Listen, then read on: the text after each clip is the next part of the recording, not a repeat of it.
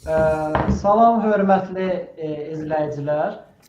İqtisadi resursların öyrənməsi ictimai birliyi olaraq bildiyiniz kimi biz İslam maliyyəsi, iqtisadiyyatı və bankçılığı sahəsində artıq 15 ildir ki, fəaliyyət göstəririk və tez-tez sosial şəbəkə üzərindən maarifləndirici belə deyim, tədbirlər, təlimlər, treninqlər, vebinarlar həyata keçiririk.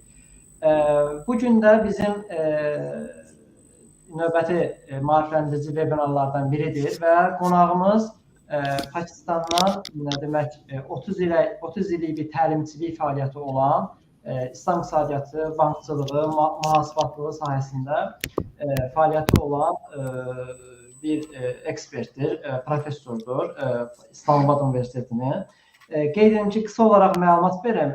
Deməli, Doktor Sanaullah Ansari spiker kimi Amerikada, New Yorkda, Dubayda, Pakistanda, Çində, Yordaniyada, İslam mərkəzlərində tədbirlərdə, müxtəlif beynəlxalq tədbirlərdə spiker kimi belə deyək, fəaliyyət göstərib. Azərbaycanda indiyə kimi 2 dəfə olub. Qeyd edim ki, 2013-cü ildə İqtisadi Resurslar İctimai Birliyi ilə Azərbaycan Dövlət İqtisadi Universiteti arasında faizsiz bankçılığı inkişaf perspektivləri mövzusunda bir konferans keçirilmişdir. Dəvətimizlə Mr. Sanaullah orada iştirak etmişdi və spiker olmuşdu. Eyni zamanda 2015-ci ilin fevralında İslam maliyyəsinin Azərbaycanın inkişafı adlı konferansda da SER tərəfindən dəvət olunub Mr. Sanaullah və həmin günü, həmin konferans çərçivəsində bir günlük banklar üçün təşkil olunmuş təlim var idi və təlimin əsas treneri olmuşdur. Bu qədər. Mən istəyirəm ki, biz sözü Mr. Sanaullah Ansari bəyə verək. Buyurun. So, Mr. Sanaullah, you have the floor. Can you hear us? Səs bağlıdır, silent. So can you please turn on the microphone because it seems that your microphone is off. Can you please turn on your microphone? Yeah. Yes, great. Okay. Can we start? Yes, Mr. Sanaullah, təşəkkür edirik öncə sizə dəyərli vaxtınızı ayırdığınız üçün, bizim dəvətimizi qəbul etdiyiniz üçün. First of all, I would like to thank you for accepting our invitation and being with us today on this online event. Qısa məlumat verdim öz haqqında, amma istəsə yenə də məlumat verib birbaşa topikə keçə bilər. So I introduced you already to the audience. I provided them with a short overview, but if you still want to say a few words about yourself, that's okay, that's fine. Or if you want to just start the topic directly, that's also fine. Okay, fine. Bismillahirrahmanirrahim. I'm Dr. Sanaullah Ansari. I am PhD in Islamic Banking and Islamic Finance from University Science Malaysia, which is one of the best universities in the world. Currently, I'm associated with the Zabist University here in Islamabad, Pakistan. I have 31 years of teaching experience in leading universities in Pakistan as well. I am an international speaker as well. I have been delivered my lectures from Malaysia to America in 15 different countries, including Azerbaijan. I have been here twice in Azerbaijan, and I have delivered my lectures in State Economic University. And today I am going to discuss with you the basic level course, which is called basically the difference between conventional banking and Islamic banking. Okay, shall I interpret? Hər şeydən öncə hamınızı salamlayıram. Mərhəmətli və rəhmli Allahın adı ilə başlayırıq. Hamınızı salamlayıram. Mənim adım Sanaullah Ansari, təqdim olundu. Deməli, Malayziyada universitet məzunuyam. Tanınmış universitetdir. Malaysian Science University. 31 ildir ki, bu sahədə təcrübəm var. İslam bankçılığı və iqtisadiyyat sahəsində 31 illik təcrübəm var. Eyni zamanda mən beynəlxalq spikerəm. Müxtəlif tədbirlərdə iştirak edirəm. Malayziyadan tutmuş bir çox ölkələrdə beynəlxalq tədbirlərdə iştirak eləmişəm. 15-ə yaxın dünyanın 15-ə yaxın ölkəsində çıxışlar edirəm, məruzələrlə çıxış edirəm. Eyni zamanda Azərbaycanda da olmuşam.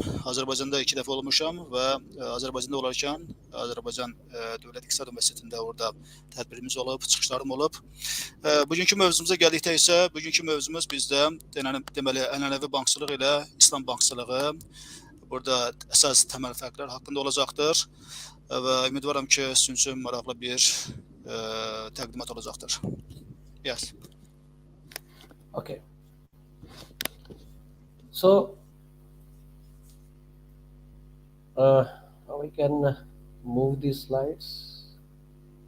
Zəhmət olmasa slaytları hərəkət etdirin. In this window. Onu məncə özü etməsi lazım. Orada yuxarıda enable editing var. Okay. Onu We think that you need to manage the presentation. There's something called enable editing. You need to press on that, I think. Enable Yes, editing. yes, Above, yes. If you press on that, I think that will work.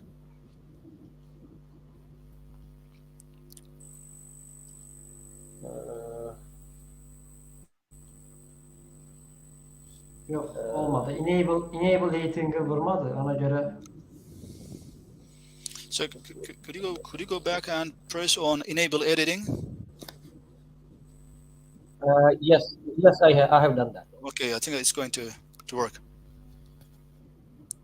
It's in the process. Okay.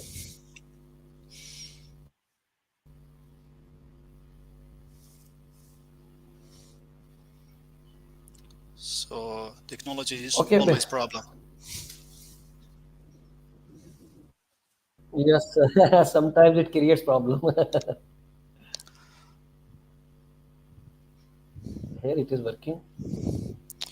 orada wow. MySpace taskbar var, taskbar aşağıda taskbar. Orada So- prezentasiyaya keçid Not working eləməlidir. here.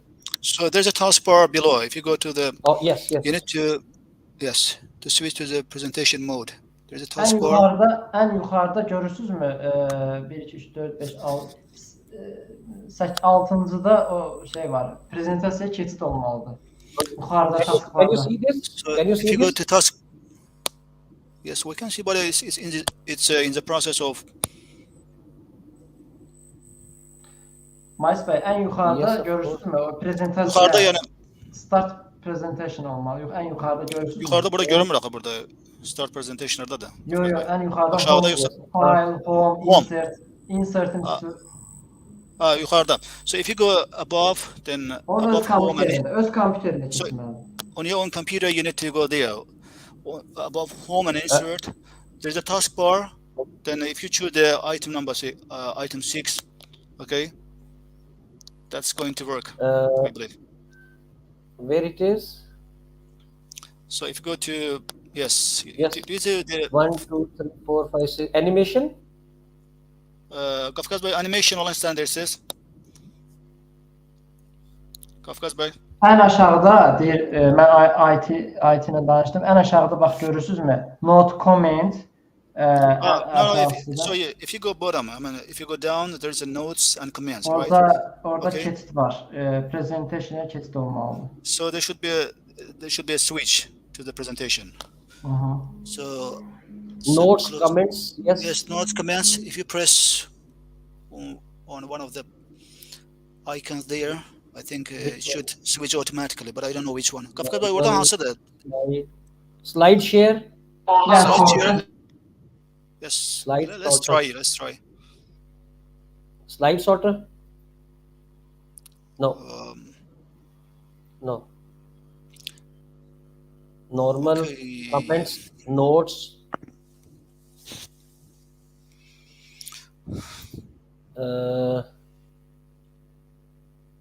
Slides.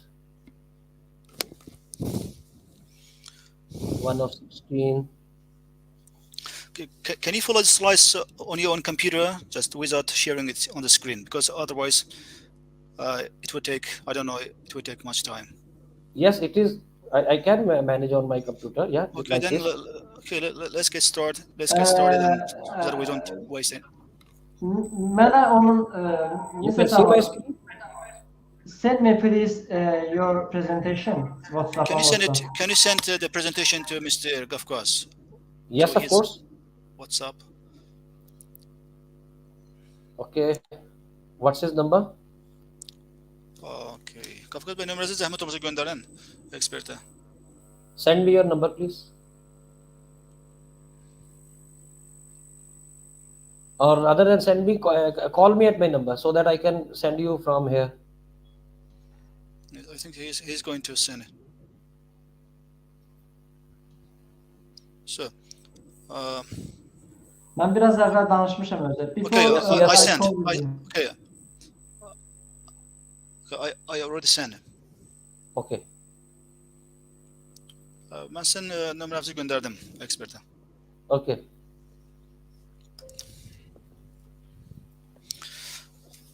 Qafqaz bəy, siz onu ekranda paylaşacaqsınız təqdimatı indi. Yox, mən IT işinə göndərəcəm, o inşallah paylaşacaq. Amma zəhmət olmasa paylaşsın. İstəyirsiniz biz vaxt itirməyəcək. Bəli, keçsin mənə izah etsin. Bəli. Mr. Sanaullah, you can start explaining. I mean, you can start with the presentation and follow it on your own computer, okay? Yes, sir. Yeah, of course, no problem. Fix that I have problem sent. I have sent. with an IT guy, okay? I have sent you. Göndərdi sizə Qafqaz bəy, göndərdi. Okay, please start. Mənə yox, sizə göndərib, siz mənə göndərdiniz. Okay.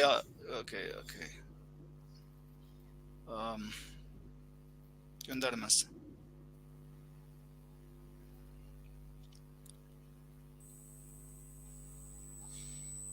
Okay. I think Okay, done. That's done. Okay. Okay. Yes, let's get started. Mr. Sanaullah, can you hear me? Okay.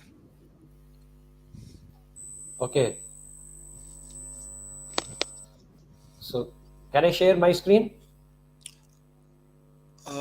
Birazdan paylaşacaq, bəli. But yes, they're going to share it on the screen. Okay, they're going to Okay, share I it on the screen. will click. Okay.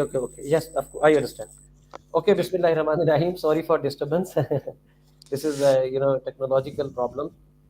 Mərhəmət və rəhmət Allahın adıyla başlayırıq. Bu gelişməyə görə üzrxahlıq edirik. Biz siz hal-hazırda yəni indiki dövrdə bu texnologiya biraz problemdir. So before start discussing the difference between conventional and Islamic banking, first we have to understand that what is a bank. Actually, what is the concept of a bank? Ümumiyyətlə, Ənənəvi bankçılıqla İslam bankçılığı arasındakı fərqi başa düşmək üçün hər şeydən öncə mən düşünürəm ki, faktiki olaraq bank nədir? Biz bankın bir tərifi ilə tanış olmalıyıq. Actually, banks are a critical intermediary. Intermediary mean that institution which works as a middleman. Banks work as a middleman in between lenders and borrowers in exchange of goods and services. Əslində bank əslində yəni ki, çox kritik, çox əhəmiyyət daşıyan bir vasitəçidir. Vasitəçi dedikdə biz burada nəyə nəzərdə tuturuq? Yəni burada bank bir tərəfdə alıcıdır, digər tərəfdə isə məsələn tərəflərdir burada. Məsələn biri borc verəndir, biri də borc götürəndir. Onlar arasında vasitəçi rolunu oynayır. Okay. So as an intermediary, banks provide two main functions. Number one, savings. Number two, security. Demək, ümumiyyətlə, vasitəçi bir tərəf kimi banklar deməli burada iki funksiya yerinə yetirir. Ən birinci burada qənaətdir, yəni qənaət eləməkdir, əmanətdir. İkinci isə burada, the first one is a saving, the second one is securities. Yəni ikinci burada belə deyək, qiymətli kağızlar. Qiymətli kağızlarla çalışırlar. İkinci isə bu ikinci bizdə deməli securities, qiymətli kağızlar. Birinci isə burada deməli əmanətdir. So savings means that we deposit our amount, our surplus money in banks for saving purposes. Saving purposes mean to invest in some profitable saving schemes which are being offered by banks. And demək, biz birinciden danışırkən biz də burada əmanət hesabından danışırıq. Yəni biz məsələn bizdə özümüzdə olan hər hansı əlavə pul vəsaitidir və s. Bunları biz burada depozit kimi banka yerləşdiririk əmanət olaraq və bank tərəfindən irəli sürülən təklif olunan bununla bağlı bu layihələrdir, fəaliyyətlərdir. Və həmin fəaliyyətlərə biz deməli öz vəsaitimizi bu depozit hesabı ilə yatırırıq. And second most important function of banks is to provide security, because when we keep our money at home or somewhere else, definitely there is a security problem. So banks provide security as well. İkinci burada qeyd etdiyimiz deməli funksiya nədən ibarətdir? Biz burada əvvəlcə qiymətli kağızlar kimi dedik. Yəni bu pul vəsaiti də ola bilər, qiymətli kağızlar da ola bilər və s. Yəni bankların burada ikinci funksiyası bizim məsələn özümüzdə saxladığımız pulun belə deyək təhlükəsizliyini təmin etməkdir.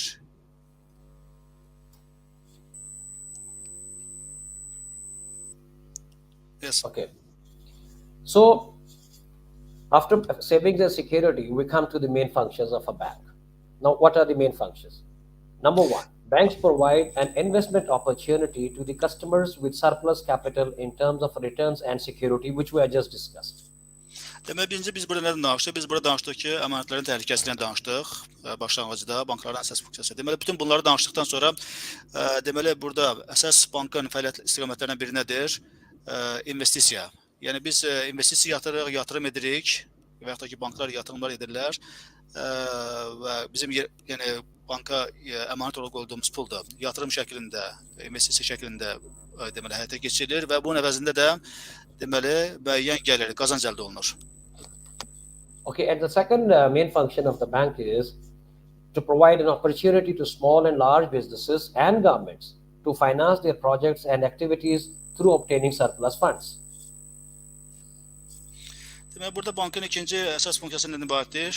Əsas ikinci funksiya burada deməli kiçik və orta müəssisələrdir, bizneslərdir, müəssisələrdir, yəni və yaxud da hökumətlərdir. Onlara maliyyə dəstəyi vermək, onları maliyyə vəsaiti ilə təmin etməkdir ki, onlar da ki, bunun sayəsində qazanc əldə etsinlər, gəlir əldə etsinlər.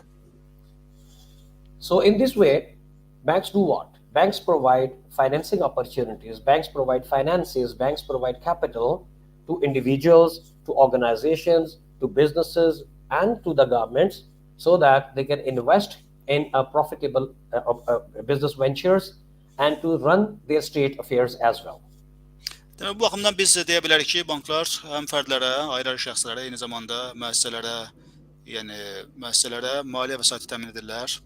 Yəni maliyyə vəsaiti verirlər ki, onlar da ki, bu maliyyə vəsaitləri ilə deməli müəyyən layihələr həyata keçirsinlər, biznes fəaliyyətlərini qursunlar və belə deyək, öz işlərini, biznes fəaliyyətlərini bunun hesabına idarə edə bilsinlər. Okay, so after understanding what does bank work, now we have to understand that how many types of banks are there in the world. The banks which are working since long time, since ancient ages, you can say, since 17th century, you can say, they are treated as conventional banks. Bundan sonra biz istəyirdik ki, bankların ümumiyyətlə növləri haqqında danışaq. Yəni ki, hansı kateqoriya banklar vardır və bu bölgünü sizinlə paylaşmaq istəyirik. Məsələn, banklar vardır ki, uzun müddətdir ki, fəaliyyət göstərirlər. Ta ki, 17-ci əsrdən fəaliyyət göstərən banklar var. Bu bankları biz burada ənənəvi banklar kimi qiymətləndiririk, təsvir edirik. So conventional bank means those banks which work on conventional basis. Conventional basis mean that when banks started in the world in 17th century, the process on which they have started their functioning, they are still working on the same function, so they are called conventional banks. Deməli, bu biz ənənəvi banklar dedikdə, ənənəvi banklar 17-ci əsrdən etibarən fəaliyyət göstərən banklardır. Yəni onlar deməli öz fəaliyyətlərini ənənəvi əsaslar üzərində qururlar. But on the other hand, when we call Islamic banks, so Islamic banks basically work on Islamic principles, Sharia principles, which Sharia has given to the rules that Sharia has given how to operate a bank. Digər tərəfdən isə bizdə burada ənənəvi banklar yanaşı İslam bankçılığı var, İslam bankları var. İslam bankları isə ənənəvi banklardan fərqli olaraq şəriət qaydalarına, şəriət qayda qanunlarına əsasən, şəriətdə müəyyən olan qaydalara əsasən fəaliyyət göstərirlər. So here by this diagram we can easily understand that how conventional banks work. We can Bu sxemə baxdıqda özünüz də görə bilərsiniz ki, ənənəvi banklar, ümumiyyətlə İslam bankları, ənənəvi banklar, yəni bu ikisi, yəni necə fəaliyyət göstərir, fərqlər nədən ibarətdir? Now here you can see that on the left hand side we have savers or depositors and on the right hand side we have borrowers. And in between there is conventional bank. So it is an intermediary in between depositors and borrowers. So now we're talking about Islamic bank, right? No, this is conventional bank. But it's written Islamic bank. That's why I just confused that with. No. It is a conventional bank. I have Okay, so displayed. Okay, so in between we have a conventional bank, but on one side we have savers and depositors, and on Yes. the other hand we have borrowers. Borrower, Bu yes. ənənəvi banklardan, ənənəvi bankda bizdə bu mərkəz hissədə, ortada biz görürük ki, deməli ənənəvi banklardır. Bir tərəfdə bizdə deməli əmanət hesabı olanlardır, digər tərəfdə isə belə deyək ki, borc götürənlərdir. Okay, now to understand the main difference in between conventional and Islamic bank, we should keep in mind that there is a difference of contract. Which contract conventional bank make with the customer and which contract Islamic bank makes with the customer. Ənənəvi banklarla İslam bankları arasındakı bu fərqi daha yaxşı başa düşmək üçün biz bilməliyik ki, əvvəlcə bu banklar hansı müqavilələr əsasında öz fəaliyyətlərini qururlar, çalışırlar. Yəni İslam bankçılığında hansı müqavilələrdən istifadə olunur və ənənəvi banklarda hansı müqavilə tiplərindən, əqdlərdən istifadə olunur. The contract which a conventional bank makes with the borrowers and with the lenders, means depositors or borrowers, all contracts are based on loan, and every loan bears interest payment. Ənənəvi banklara biz baxdıqda biz görürük ki, ənənəvi banklarda istər məsələn burada borc verən tərəf olsun, və yaxud da ki, borc götürən tərəflər olsun. Və ənənəvi bankçılıqda biz görürük ki, ən çox istifadə olunan burada müqavilə növü və yaxud da ki, əqd növü bizdə nədir? Bizdə deməli kreditdir. Və bu kredit də, yəni onlar öz fəaliyyətlərini kredit əsasında qururlar. Kredit yəni ki, burada sələmdir, faizdir yəni. Bu kredit də yəni ki, faiz əsasında çalışır.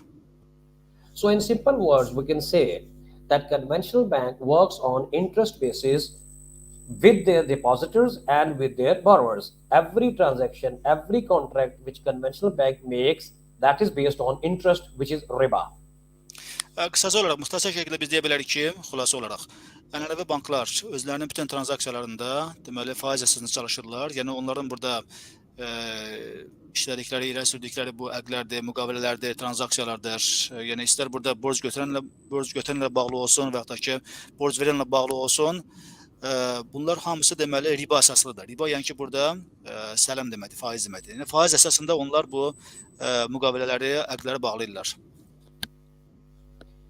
But on the other hand side, if you see Islamic banks, how Islamic banks work, on next slide, we can see that again, Islamic bank is an intermediary in between depositor and borrower, but here the difference is of the contract. Lakin burada biz İslam bankçılığına nəzər yetirdikdə biz görürük ki, düzdür. Əvvəlcə də qeyd etdiyimiz kimi bankın əsas funksiyası nədən ibarətdir? Bank burada deməli iki tərəf arasında vasitəçi rolunu oynayır. Lakin İslam bankçılığında ənənəvi bankçılıqdan fərqli olaraq biz görürük ki, burada əsas fərq nədir? Əsas fərq burada deməli bağlanılan müqavilənin tipidir. Yəni İslam bankçılığında yəni ki, bu gerçəkləşdirilən müqavilələrdir, transaksiyalar ənənəvi bankçılıqdan fərqlənir. Və bunlar nədən ibarətdir?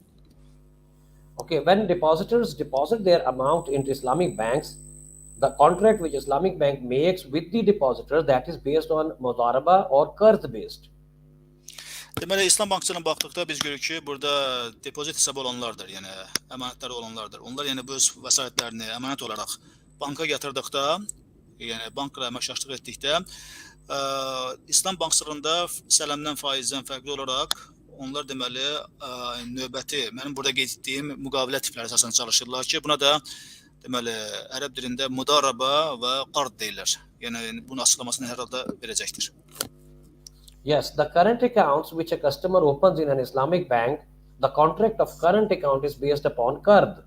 And qard means that depositor give loan qard to Islamic bank and offer Islamic bank to do any type of business, and he do not take interest or do not take profit on that qard amount. Deməli biz burada bir daha bildirmək istəyirik ki, depozitorlardır, yəni əmanət hesabı olanlardır. Onlar öz vəsaitlərini İslam bankına cari hesaba yatırdıqda, onlar burada belə deyək, faiz tələb etmirlər, sələm tələb etmirlər, ənənəvi bankçılıqdan fərqli olaraq.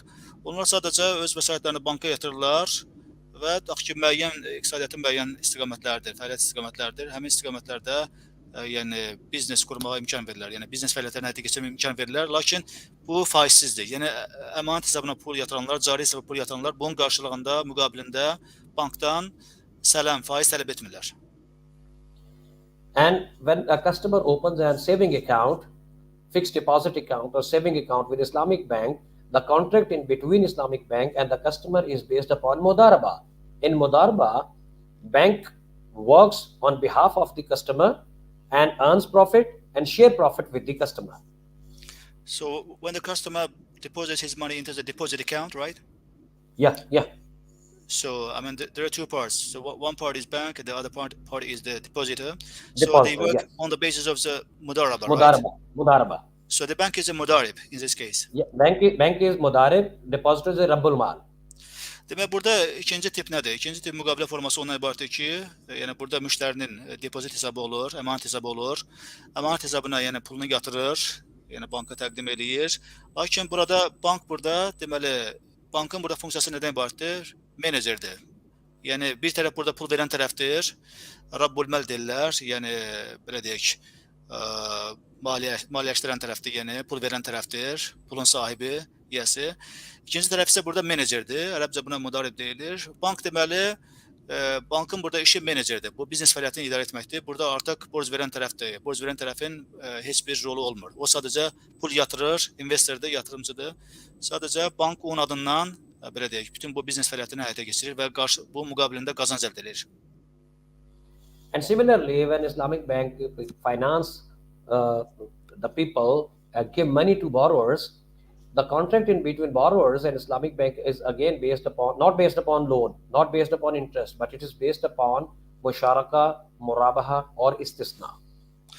Demək, baxmayaraq ki, məsələn, bu tərəflərdən biri digərinə borca pul verir, lakin Ənənəvi bankçılıqdan fərqli olaraq burada İslam bankçılığında qeyd etdiyimiz bu müqavilə tiplərinə uyğun olaraq, yəni mudaraba var, yəni bir tərəfdə burada menecerdir, digər tərəfdə isə burada pul yatırandır. İkinci burada müşarikadır, şəriklik əsaslı olan müqavilə tipidir. Hər iki tərəf burada şərik kimi, yəni iştirak edirlər. İstər burada yəni maliyyə baxımından olsun, istər də burada iş baxımından. Üçüncü tip müqavilə forması isə İslam bankçılığında istisnadır. İndi bunların hər birinin açıqlamasını yəqin ki verəcəkdir. So it means that the contract which Islamic bank make with the customers, whether borrowers or depositors, okay, all contracts are based upon Sharia binding contracts which are mudaraba, musharaka or murabaha, and they do not bear interest. They do not bear riba in that. Qısaca olaraq qeyd etmək istəyirəm ki, İslam bankçılığında, İslam maliyyə sahəsində bu həyata keçirilən bu əqdlərdir, tranzaksiyalardır, müqavilələrdir. Bunların heç birində faiz amili yoxdur, yəni salam amili yoxdur və əldə olunacaq gəlirlərdir və s. burada pay bölgüsüdür. Bunlar hamısı bundan öncə qeyd etdiyimiz bu əqdlər, müqavilə tipinə görə dəyişməkdədir. Lakin bunların heç birində faiz amili yoxdur, yəni salam amili yoxdur. So by this we can get the understanding that what does Islamic bank mean, how Islamic banking works. In next slide we can see that Islamic banking system also performs financial intermediation but eliminates interest. Again, Islamic bank again is an intermediary. It works in between lender and borrower, but it does not include interest in any contract in any activity. Bir daha qeyd edirəm ki, bəli, İslam banklarda burada ənənəvi banklar kimi burada vasitəçi rolunu oynayır. Yəni borc verən tərəfdir, borc götürən tərəfdir. Yəni vasitəçi rolunu oynayır. Lakin bütün bu tranzaksiyalarda bir daha qeyd edirəm ki, vurğularam ki, yəni hər hansı faiz amili yoxdur. Yəni burada faiz salam istifadə olunmur. So now as we are discussing again and again about interest, so the interest is the major and main difference in between both banking systems. Interest is commonly say money on money. Məsələn, biz bir daha deyə bilərik ki, ümumiyyətlə, ənənəvi bankçılıq sistemində, yəni dünyada mövcud olan banklara baxdıqda, onların hamısının fəaliyyətində salam var, faiz var. Lakin İslam bankçılığında bu belə deyil. Yəni biz burada yəni ənənəvi banklara baxdıqda, yəni pul gətirir. Yəni bunlar pul verirlər, pulun qarşılığında, yəni ki, sanki yəni pulun satışına edə keçirlər. Amma İslam bankçılığında bu belə deyil. So as interest is prohibited in Islam and in Holy Quran we have 4 revelations in 4 surahs, and similarly we have several ahadiths by our Holy Prophet sallallahu alaihi wasallam which clearly indicates that riba or interest is haram. Yəni bildiyiniz kimi bir daha qeyd etmək istəyirəm ki, ümumiyyətlə Quran-Kərimdə, bizim mübarək Quran-Kərimimizdə və Peyğəmbərimizdən rivayet olunan hədislərdə, nəql olunan hədislərdə bu ribanın, yəni faizin, salamın haram olmasına dair yəni dəlillər var. Məsələn, Quran-Kərimin özündə bununla bağlı 4 surədə 4 dənə ayə qeyd olunur ki, yəni bunlar deməli İslam dilində faizin, sələmin haram olmasını göstərir. Eyni zamanda bununla bağlı yəni Məhəmməd peyğəmbərdən rivayet olunan hədislər var və göstərir ki, yəni ribadır, sələmdir bunlar deməli İslam dilində qadağandır. So here we can clearly see that we have 4 surahs of Holy Quran in which Almighty Allah has revealed His verses. First revelation was in Surah Rum, second was in Surah An-Nisa, third was Surah Al-Imran, and fourth was Surah Al-Baqarah. Verses number are also given in this presentation. Və bununla bağlı biz sübutlara, faktlara, dəlillərə baxsaq, nəzər yetsək, görə bilərik ki, Quran-Kərimdə faizin, ribanın, sələmin haram olmasına dair 4 surədə bu barədə keçir, bu barədə məlumat verilir. Bunlardan ən birincisi Rum surəsidir, ikincisi Nisa surəsi, üçüncü Ali İmran surəsi və dördüncüsü Əl-Bəqərə surəsidir. So, in the light of these definitions that interest is riba and it is haram by Almighty Allah and our Holy Prophet, now here we can see the differences in between conventional Islamic banks by these main differences, okay? So, for example, number one is that conventional banks are in the business of lending and borrowing money based on interest. But on the contrary, Islamic banks are not money lending institutes, but they work as a trading investment house. Keep in mind that Islamic banks cannot lend money in the form of cash, okay? Whereas conventional bank gives you cash. Demək biz burada ənənəvi banklarla İslam bankları arasında olan əsas fərqlərə, təməl fərqlərə nəzər etdikdə biz burada əsas fərqlərdən biri odur ki, ənənəvi banklar faiz əsasında fəaliyyət göstərir. Yəni qeyd etmək istəyirəm ki, İslam bankları şəxslərə, fərdlərə və ya da ki, müəssisələrə nağd vəsait verən, pul borca verən bir belə deyək ki, qurun kimi fəaliyyət göstərmirlər. Yəni pul verib qarşılığında faiz alan bir qurun kimi fəaliyyət göstərmirlər. Lakin ənənəvi banklarda əksinədir. Ənənəvi banklar burada yəni bu vəsaitlərdə puldur, yəni nağd vəsaitdir. Bunu borc şəklində verirlər və qarşılığında da faiz götürürlər. Lakin burada İslam bankçılığı, İslam bankları ənənəvi banklardan fərqli olaraq yəni burada tərəfdaş kimi, partnyor kimi iştirak edir. Yəni investisiya yatırım edir və s. və burada müəyyən qazanc əldə edir. Amma ki pulun satışını bilir. Pulu satıb yenə qarşılığında faiz götürmür. Okay, in conventional banks, we also can see that there are no such restrictions about interest, okay? Because interest is the backbone of the system. And short selling... Eyni zamanda biz ənənəvi banklarda baxdıqda biz görürük ki, ümumiyyətlə faiz dərəcələrdə, faizlə bağlı burada hər hansı qadağa yoxdur. Yəni məhdudiyyət yoxdur. Və burada ənənəvi bankçılıqda faiz, sələm bu maliyyə sisteminin, bu bankçılıq sisteminin əsas onurğa sütunu təşkil edir. And in this system, short selling, sale of debts and speculative transactions are common in an interest-based system. Short selling, you said? Yeah, short selling. You mean short-term selling, you mean? No, this is not short-term selling. Short selling means that transaction which is not real-time transaction, okay? Virtual transaction, okay. Which is not actual transaction, okay? It is a fictitious transaction. So the first one is the virtual transaction, the second one was? Sale of debt. Sale of debt. Yəni məsələn burada ənənəvi banklara biz baxdıqda biz görürük ki, onlarda məsələn bu müxtəlif tranzaksiyalardır. Məsələn bunlardan biz tutaq ki, virtual tranzaksiyalardır, eyni zamanda borcun məsələn satışıdır və s. Baxaq görürük ki, bunların hamısında sələm və faiz amili var. Amma ki İslam bankçılığında bunlar yoxdur. And on the other side, Islamic banks work under the socio-religious guidelines that prohibit charging and paying interest and avoid all impermissible transactions like gambling, speculation, short selling and sale of debts and receivables. Lakin İslam bankçılığına baxdıqda biz görürük ki, yəni məsələn İslam bankçılığında bütün bunlar hamısı qadağandır. Yəni başqa sözlə ifadə etsək, bunlar deməli haramdır. Məsələn burada qumardır, və ya da ki borcun satışıdır, satışın həyata keçirilməsidir. Və ya da ki digər burada məsələn mümkün olmayan məsələn tranzaksiyalardır, hansı ki gerçəkləşməsi mümkün deyil, hansı ki belə deyək, konkretlik yoxdur da, şəffaflıq yoxdur. Yəni həyata keçirilməsi üçün, yəni şərtlər uyğun deyil. Yəni bütün bunlar hamısı İslam dinində qadağandır. Similarly, in conventional banks, all type of industries are financed. Only businesses deemed illegal by the law of the land are not supported. But conventional banks provide finances to every type of business, okay? Whether it is halal or haram. Eyni zamanda biz baxıb görürük ki, ənənəvi bankçılıqda maliyyələşdirilən sahələr, maliyyə vəsaiti, yəni borc verilən sahələrdə sahələr arasında heç bir fərq yoxdur. Yəni istəyirsən burada şəriətə müxalif olsun, zidd olsun və yaxud da ki olmasın. Onlar yəni bütün sahələrə, bütün yəni ki iqtisadiyyatın bütün sahələrinə, fəaliyyət istiqamətlərinə, müəssisələrə hamısına fərq qoymadan onlar deməli kredit verirlər, yəni maliyyə vəsaiti ayırırlar. Yalnız o hallarda istisnadır ki, həmin ölkədə, konkret yəni ölkədə qanunvericilikdə nəzərdə tutulan hallar istisna olmaqla bütün istiqamətə, bütün sahələrə onlar deməli maliyyə vəsaiti ayırırlar, borca pul verirlər. Okay, whereas Islamic banks do not permit financing to industries that cause harm to the society, such as alcohol, tobacco. It means that Islamic banks cannot finance those type of businesses which are dangerous for society, as well as they are treated haram by Sharia. Lakin İslam bankçılığına baxdıqda, biz görürük ki, İslam bankçılığında yəni banklar, yəni İslam əsasları ilə fəaliyyət göstərən banklar cəmiyyət üçün zərərli olan, məsələn, fəaliyyətlərdir. Məsələn, tutaq ki, tütün sahəsidir və yaxud da ki, alkoqollu içkilərdir və s. Bu sahələrə İslam bankçılığı tərəfindən, İslam bankları tərəfindən heç bir maliyyə vəsaiti ayrılmır və yaxud da ki, onlara bu məqsəddə pul verilmir. Çünki bunlar cəmiyyət üçün zərərli olan fəaliyyətlərdir. Generally, conventional banks do not involve themselves in trade and business, as they act only as money lenders. As we have discussed previously, that conventional bank gives you loan, okay, and they charge interest on that. They do not become a partner in your business. Eyni zamanda biz bundan öncə də qeyd etdik ki, ənənəvi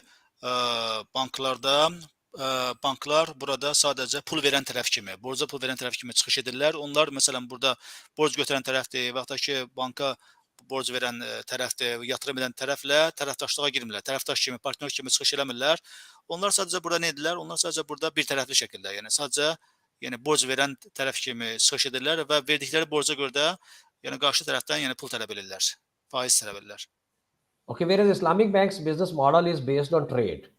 Therefore, İslam maliyyəsinə baxdıqda, İslam bankasına baxdıqda, burada əsasən yəni ki, burada bu yəni tərəfdaşlığa əsaslanan, partnyorluğa əsaslanan bir deməli maliyyə üsulu mexanizmidir. Yes, Islamic banks, Islamic bank, as I told you earlier, that Islamic banks make their contract on musharaka and mudarba based with the financiers. They do not provide loans. Lakin bildiyiniz kimi, bir daha da xatırladıram ki, İslam bankçılığında yəni pul, vəsait, yəni ənənəvi banklarda olduğu kimi, yəni bu şəkildə yəni ki, sələm tələb edərək, faiz tələb edərək borca pul verilmir. Sadəcə bundan öncə də qeyd etdiyim kimi, müəyyən müqavilə, tərəfdaşlıq müqavilələri, əməkdaşlıq müqavilələri əsasında qarşı tərəflə öz işlərini qururlar. Məsələn, bu müqavilələrdə misal olaraq biz burada məsələn müdaribədən qeyd elədik, müşarəkanı qeyd elədik və istisnada. Burada hər bir tərəfində müəyyən rolları var, funksiyaları var və bundan asılı olaraq da bu cür müqavilələr tərəflərlə bağlanılır. And in conventional banks, there is no such framework is present. And actually, it is the key litmus test to judge the claim of those who fails to see differences between Islamic bank and conventional bank. Means they are free to do business, every type of business, whether halal or haram. There is no problem. Yəni ənənəvi banklardan fərqli olaraq, yəni daha doğrusu İslam əsasları üzərində fəaliyyət göstərən banklardan fərqli olaraq ənənəvi banklar üçün yəni halal haram komponenti yoxdur, yəni ki, onlar yəni ki bu istiqamətdə yəni ki tam belə deyək ki sərbəst, rahat fəaliyyət göstərirlər, yəni heç bir qadağalara riayət eləmirlər İslam bankçılığında olduğu kimi. Whereas Islamic banks have a strong Sharia governing framework in terms of actually Sharia, Islamic banks have two type of governing frameworks. One is Sharia advisor, or second one is Sharia advisory board, and these are the authorities which approve the transactions and product in the light of Sharia rulings. Lakin İslam bankçılığına baxdıqda, İslam banklarına biz nəzər yetirdikdə biz görürük ki, yəni burada müəyyən bir çərçivə var. Yəni burada mexanizm var, çərçivə mexanizmi var. Yəni birincisi burada İslam bankları şəriət əsasında fəaliyyət göstərir və burada müəyyən belə deyək ki, heyətlər fəaliyyət göstərir və yaxud da ki, şəriət sahəsində ixtisaslaşmış, yəni mütəxəssislər fəaliyyət göstərirlər və bu transaksiyalar bağlı onların yəni vəzifəsi məsləhət verməkdir. Və yaxud da ki, orada məsləhət şurasıdır, İslam yəni bankçılığı maliyyə sahəsində yəni təsis olunmuş məsləhətçi şuralar fəaliyyət göstərir, məsləhət şurası və onlar da bu transaksiyalarla bağlı deməli məsləhətlər verirlər. Similarly, conventional banks treat money as a commodity. That is the basic difference actually, because money is not a commodity. And Eyni the zamanda conventional biz bank, baxıb görürük ki, ənənəvi banklarda onlar deməli pula bir mal kimi baxırlar, yəni. Yəni mal kimi baxırlar. Əslində yəni ki, biz baxdıqda belə biz görürük ki, xeyr, yəni burada pul, vəsait burada mal kimi yəni təsvir oluna bilməz. so the bank do what? They lend money against interest as its compensation. Okay, so because they treat money as a commodity. Yəni ənənəvi banklarda bildiyiniz kimi puldur. Pula bir mal kimi baxdıqlarına görə, real bir mal kimi baxdığına görə onlar da bunun qarşılığında, borc verdikləri pulun qarşılığında müqabilində kompensasiya, əvəz tələb edirlər. Çünki yəni ki, ənənəvi banklar pulun özünə bir yəni məhsul kimi baxırlar. So on the other hand, Islamic banks do not treat money as a commodity, and their products are usually asset-backed and involve trading of assets, renting of assets, and participation of profit and loss basis. Lakin İslam banklarını nəzər etdikdə biz tanış olduqda biz görürük ki, İslam banklarında bunun tam əksidir. Yəni İslam banklarında burada deməli nəyə əsaslanır? Konkret yəni ki, məhsula əsaslanır, gəlirdir, zərərdir, gəlirin zərərin yəni bölgüsünə əsaslanır, qazancın bölgüsünə əsaslanır. Yəni burada İslam bankçılığında pula bir məhsul kimi baxılmır. Yəni mütləq ortada bu transaksiyalar zamanı, yəni müqavillərdə mütləq tərəfdaşlıq, partnyorluqda və s. burada konkret bir məhsul olmalıdır. So in conventional banks, almost all the financing and deposit side products are based on loan. Okay, and they charge interest on almost their all products and services, and interest, as I told you, that it is money on money. Ənənəvi banklarda bir daha qısaca olaraq qeyd edirik ki, bütün transaksiyalarda istər məsələn bankdan götürülən pullardır, banka yatıran pullardır, əmanətlərdir və s. Bütün bunlar hamısı faizə əsaslanır. Yəni bir növ yəni ki, pul verib pulun satışını həyata keçirirlər. Pul qarşılığında pul. Yəni ortada konkret bir məhsul yoxdur, sadəcə pulla puldur. And on the other side, Islamic banks recognize loan as non-commercial and exclude it from the domain of commercial transactions. Means they do not provide loan. And if any loan is given by Islamic bank, that must be interest-free. Lakin İslam banklarında bu fərqlidir. Belə ki, İslam bankları borca pul verərkən bunu kommersiya transaksiyası kimi görmürlər, kommersiya əqdi kimi görmürlər. Əgər İslam bankları yəni borc verirlərsə, bu borc faizsiz borc olur, yəni buna qard deyilir. Okay, now in the light of these differences, if you see the products and services which are being offered by both banks, conventional Islamic, we clearly can see that on deposit side, in conventional bank, the contract is between debtor and credited, and it is based on interest. But at the same time, this deposit side contract in Islamic bank, that is on profit on muzaraba based. Məsələn, İslam bankları ilə və ənənəvi banklarda, məsələn, bu depozit hesabıdır, əmanət hesabıdır, borc verəndir, borca götürəndir, yəni bu tərəflərə baxdıqda biz nə kimi fərqi görürük? Ənənəvi banklarda belədir ki, ənənəvi banklarda, deməli, burada borc götürən tərəf varsa, o götürdüyü borcun müqabilində qarşında banka faiz ödəyir, sələm ödəyir. Lakin İslam banklarında isə bu fərqlidir. İslam banklarında isə ortada bir məhsul var və biz bundan öncə qeyd etdiyimiz bu müqavilə tiplərinə görə, məsələn, bunlardan biri tutaq ki, müdarabadır və bundan öncə ekspertimiz qeyd elədi ki, yəni, məsələn, bir tərəf banka borca pul verir, bank da həmin vəsaiti, pulu yatırım edir və həmin şəxsin adından biznes fəaliyyətini həyata keçirir. Əldə olunan qazanc da burada tərəflər arasında əvvəlcə razılaşdırılmış qaydada bölüşdürülür. Yəni, yəqin ki, burada fərqi özünüz görə bilirsiniz. And similarly, on finance side, when bank give a loan to the customers, that is again based on interest. Whereas in Islamic bank, the contract is between seller and buyer, and it is based on price, not interest.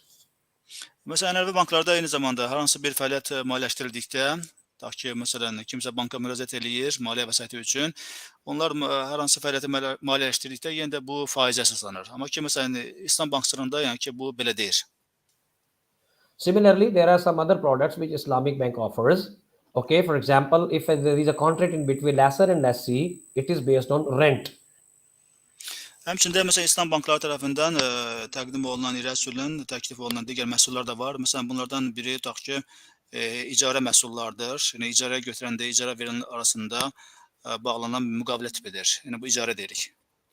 And if there is a contract in Islamic bank which is based on musharaka, on partnership, then it is based on profit. Mesela İslam Bankçılığında biz burada müşarakadır, yəni şəriklikdir, ortaqlıq müqaviləsidir. And the other one was apart from müşaraka is Yes, it is what was the based on second one? profit. It is based on Ha, profit. yəni bu müqavilə növlərdir. Bunlar gəlirə əsaslanır. Gəlirin yəni ki bölgüsünə əsaslanır. Okay. And if there is a contract as agent and principal, means bank is working as an agent of some principal, it is based on fee. So you're talking about the conventional banking now, right? No. All these are Islamic banks products. Okay. If the bank acts as an agent, then Yeah, it gets some fees. It can get some fee. For example, if you deposit utility bills in an Islamic bank, so bank will charge a small amount as a fee. Okay. A small amount of fee for what? From the principal. For example, if you deposit, university fee. Mhm. Okay, university appoints Islamic bank as an agent, and people do what? People submit their university fee in an Islamic bank. Then on this service, Islamic bank can charge a fee.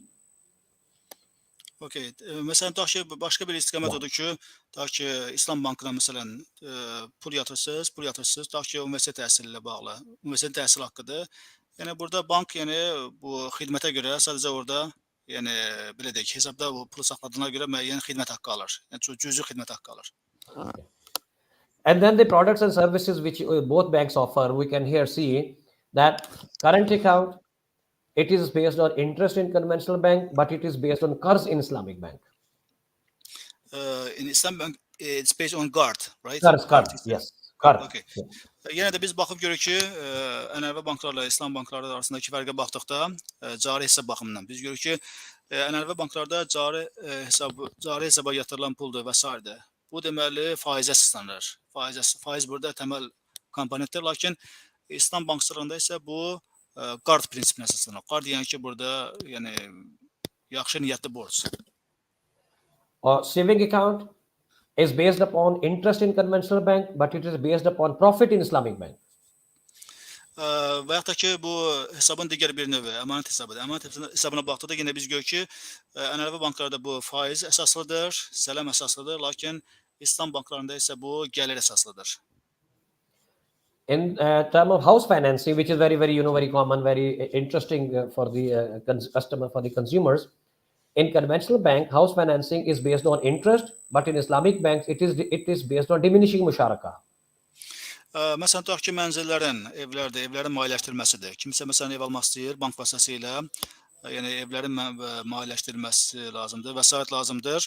Ənənəvi banklara biz baxdıqda biz görürük ki, yenə də burada ənənəvi banklarda bu transaksiyanın özü belə, yəni evin maliyyələşdirilməsidir və s. faizə, sələmə əsaslanır. Lakin İslam bankçılığında isə bu fərqlidir və ona biz deməli termin olaraq getdikcə tədricən azalmaqda olan ortaqlıq müqaviləsi deyirik. And the product which is auto financing, in which you can buy cars or some other vehicles from banks, in conventional bank, the contract is based upon interest, whereas auto financing contract in Islamic bank is based upon ijara or murabaha. But if you go back to the diminishing musharaka, can you please explain it for the audience so that they have a clear idea? Actually, what I was thinking, actually, there are so many terms which we have discussed till now, okay?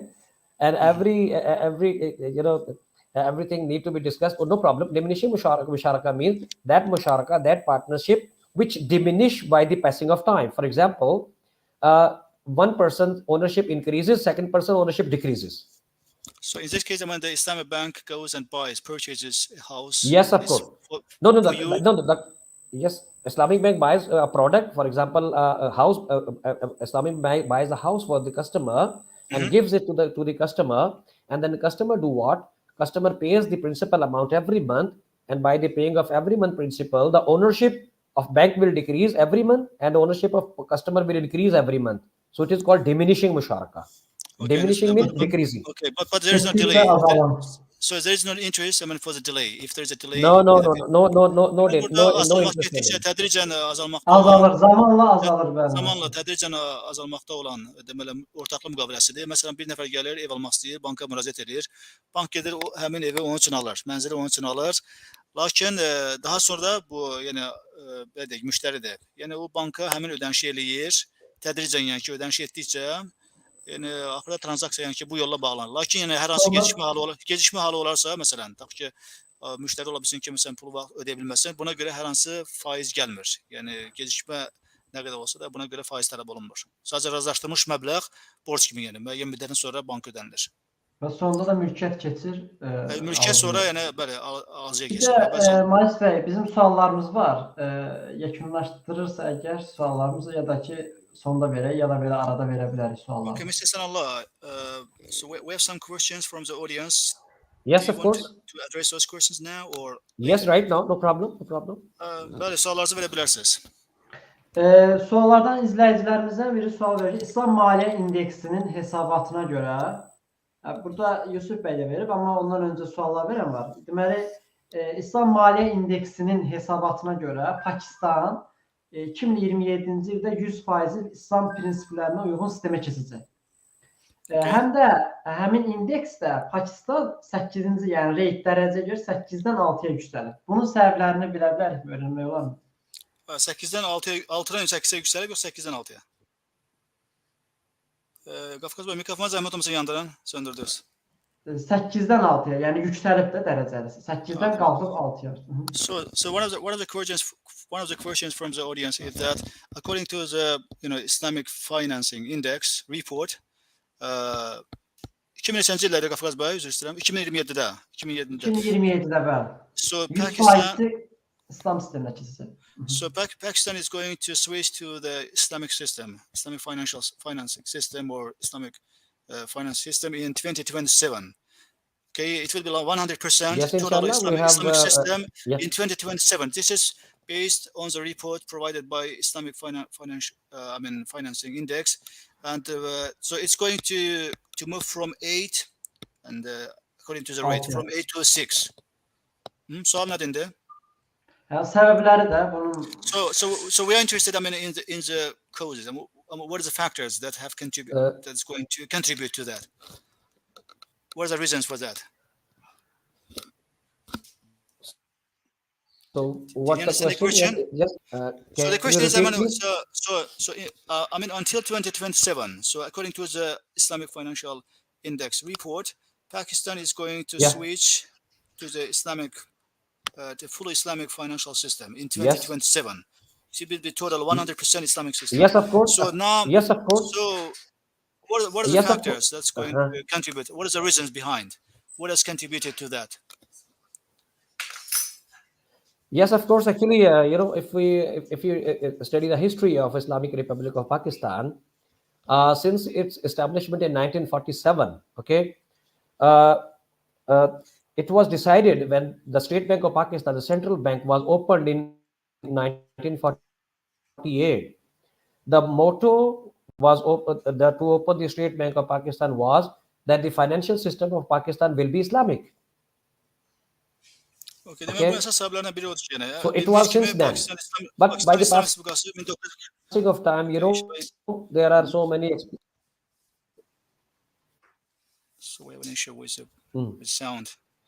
Okay, so deməli 1947-ci ildə Pakistan İslam Respublikası təsis olunub, qurulub. 1948-ci ildə isə deməli Pakistanda bu mərkəzi bank təsis olunub. Yəni həmin vaxtda elə həmin dövrdə belə qərar gəlmişdi ki, tədricən yəni bu Pakistanda bu sistemdə maliyyə sistemi İslam maliyyə sisteminə keçəcəkdir. Yəni bu əsas yəni təkanverici amillərdən biridir. Yəni bu o vaxtdan etibarən yəni indiyə kimi bununla bağlı bu istiqamətdə xeyli fəaliyyətlər həyata keçirilir.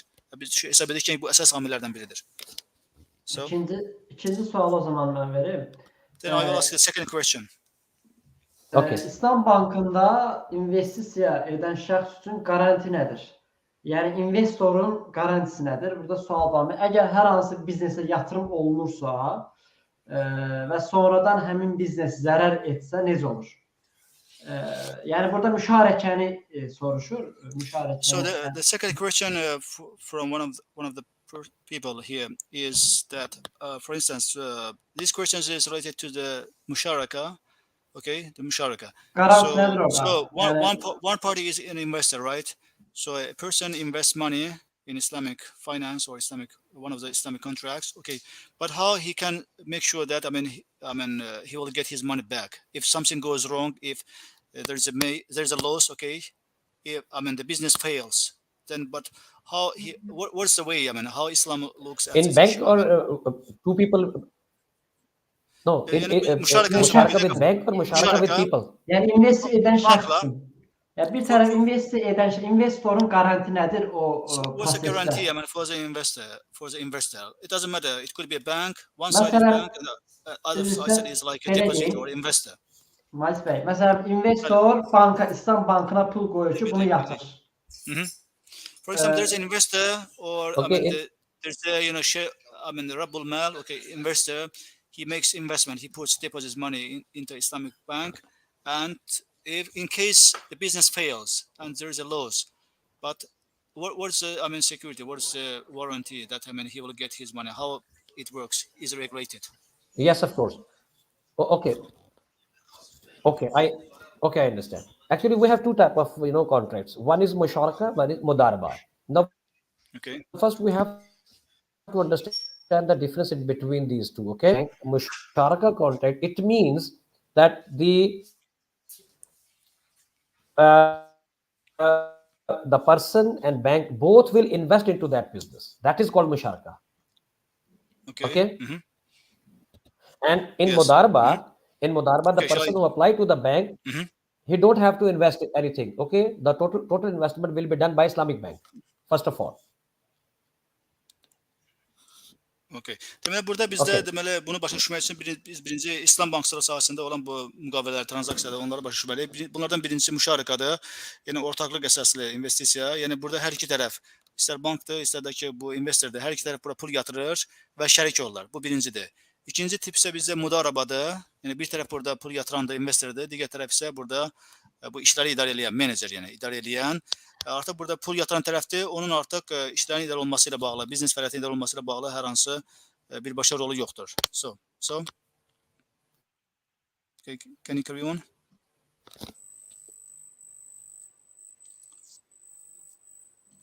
Okay. And in both type of contracts, whether musharaka or mudaraba, definitely bank will get its satisfaction. Financially he is sound or not. Okay, he can take the guarantee, he can take personal guarantee, he can take the mortgage of something. He can make him assure that the person, to him the bank is going to invest, whether musharaka or mudaraba, he cannot run out. Okay, so bank makes its security, a full-fledged security. So in both types of the transactions, because there was an issue with the sound, I couldn't hear well. So bank guaranteed that okay, he will be there. Whether there is a profit or loss, still bank will be there. It will not run away. Okay. Yes. Okay. Bank will not run away, definitely. Okay. So and then what's the outcome if, for example, business fails? But how it's compensated? I mean, this is a question from one of the persons. Yes, of course. If business fails, actually that depends upon the contract. Okay, what type of contract has been made between Islamic bank and the borrower? Because profit and loss distribution will be decided at the time of the contract, and the condition of selling the Okay. Müqavilənin burada növündən asılı olaraq burada yəni vəziyyət dəyişə bilər. Məsələn, tutaq ki, müşarikədir, yəni şəriklik əsaslı müqavilədir. Yəni məsələn, gəlirdə pay olmaq, yəni zərərdə pay olmaq. Məsələn, iki tərəf burada pul yatırıbsa, düzdür? O yatırılan pulun burada nisbətinə görə də həm gəlirə razılaşdıran gəlirlə əvvəlcədən və yaxud da ki gəlir əvvəlcədən razılaşdırılır. Zərər də ki orada qoyulan investisiya görədir. Yəni bu birinci müşarikədir. Mudaraba isə burada biraz fərqlidir. Yəni o şərtlərə görə o yəni gəlir də, zərər də dəyişə bilər. Amma hər bir halda yəni ki belə deyək, biznes zərər olarsa biznesdə, yəni bu demək deyil ki, yəni ki bank yəni o investor qoyub qaçacaq. Yəni xeyr, yəni belə deyir. O şərtlər var, qaydalar var, yəni bu qaydalara riayət olunmalıdır. Buna uyğun şəkildə də bunların bölgüsü həyata keçirilir. Okay, and in musharaka, if business fails, both parties, bank and the borrower, they both will share. And in mudaraba, as per Sharia rule, if business fails, the total loss will be borne by a bank, the Rabbul Mal. Okay. So the total loss, but in case of the mudaraba, the total loss will be borne by bank. Borne by bank because he is the Rabbul Mal. Ha, okey, understood.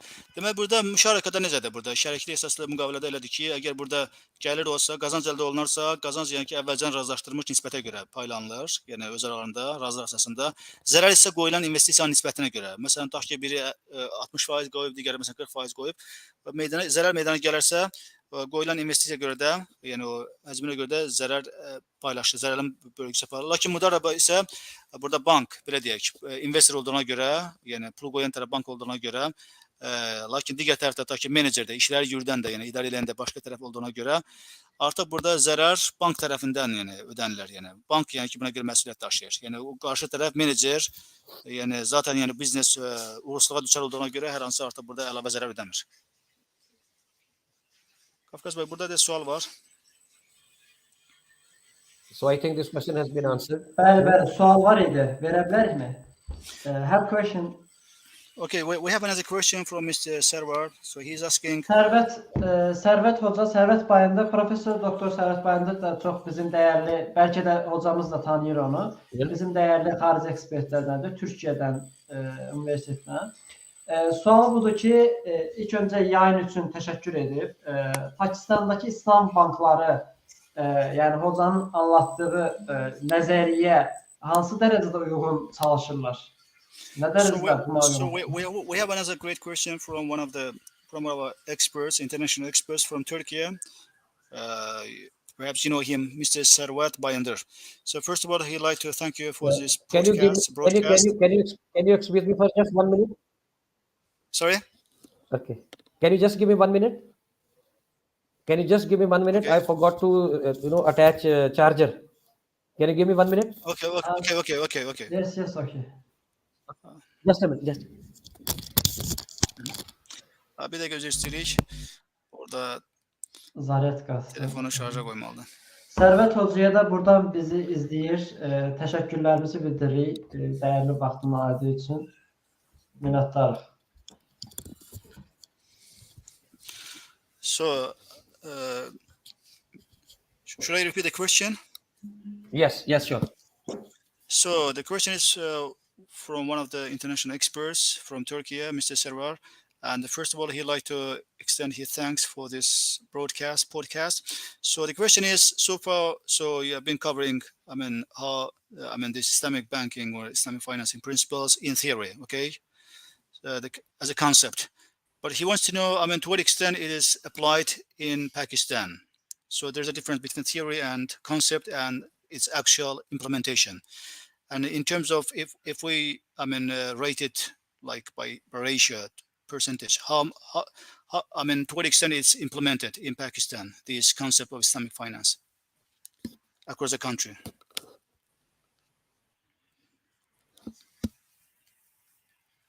Did you understand the question?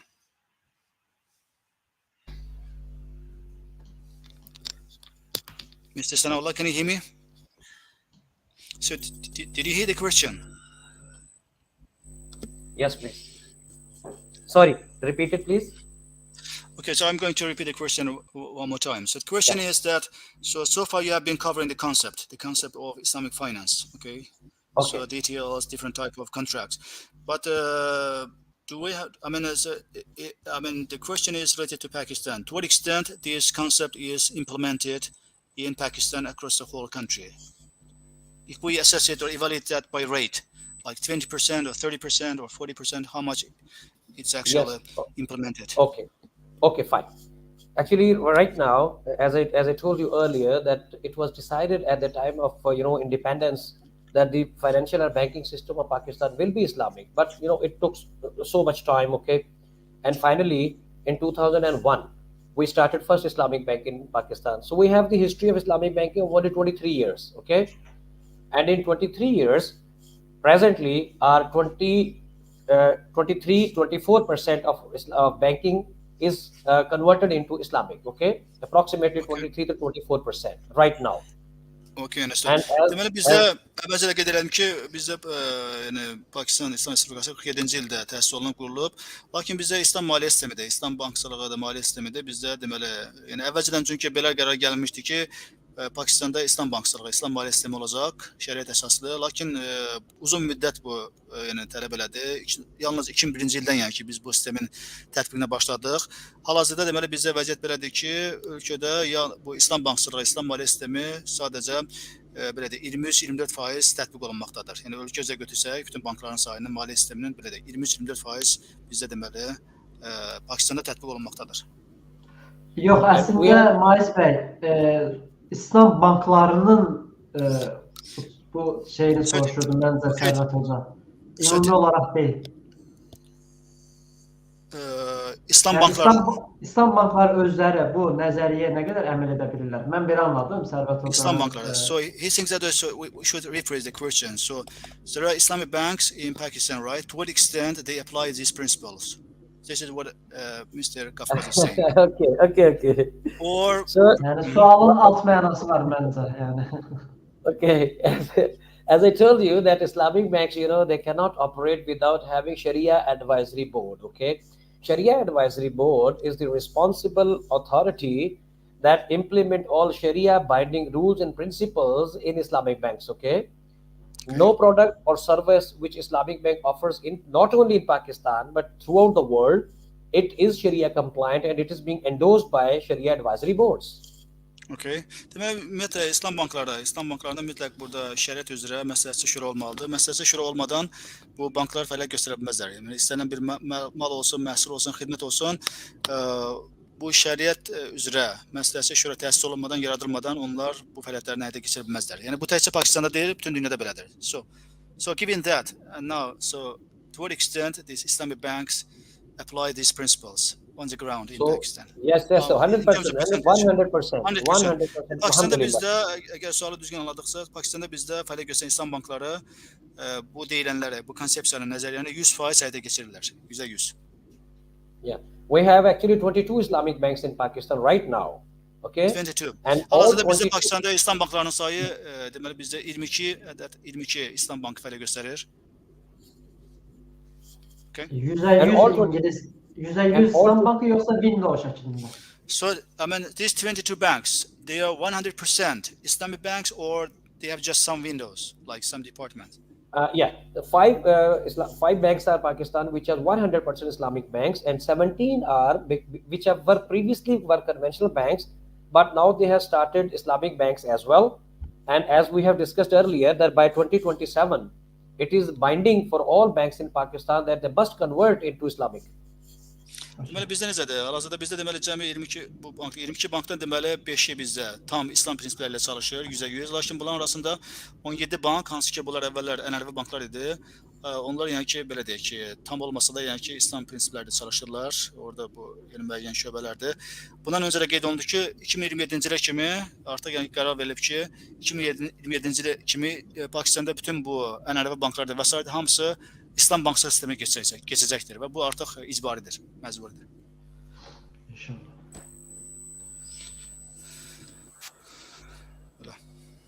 Buyurun, yəni davam edə bilər. Is there any other question? Başqa sual var? Xeyr, sual yoxdur. Hocanın itki bitdi. So, are we done? Okay, fine. Okay, thank you very much. Actually, it was very, very nice and very delightful experience for me. And Brother Mais, it was my first experience where I was having a translator as well. Böyle yəni bizim burada təqdimatımız bitdi.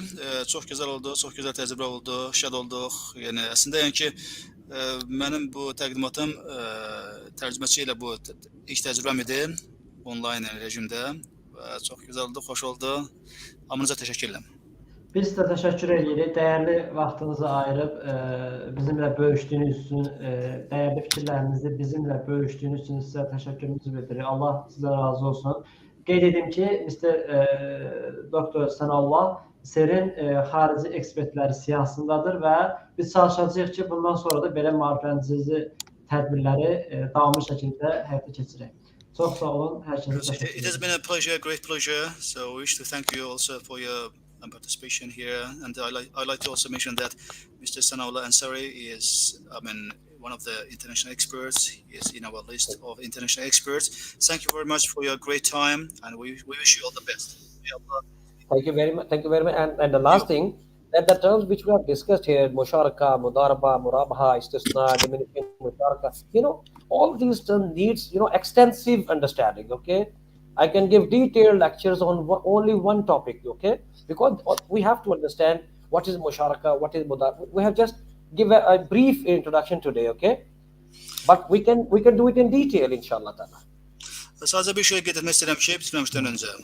Bundan öncə biz məsələn burada bir sıra terminlərə toxunduq. Məsələn, müşarakadır, müdarabadır, istisnadır və digər qartdır və sair digər terminlərə toxunduq. Lakin bu qısa məhdud vaxt ərzində bütün bunları əhd etmək təsəvvür olsun ki, mümkün deyil. Yəni əgər istək olarsa, gələcəkdə biz bunların hər biri ilə bağlı ətraflı bir təqdimat elə bilərik. Çünki bunların hər bir bu termində, konsepsiyada hər biri ətraflı bir təqdimat edilməsini zəruri edir. Yəni gələcəkdə düşünürəm ki, biz bunları edə bilərik sizlə. Bəli. Yes. Təşəkkür ederiz. Thank you very much. Thank you. Thank you. Nice to meet you. I'm very happy. Thank you very much. Thank you. Thank you. Assalamu alaikum wa rahmatullah. Okay, wa alaikum assalam wa rahmatullah.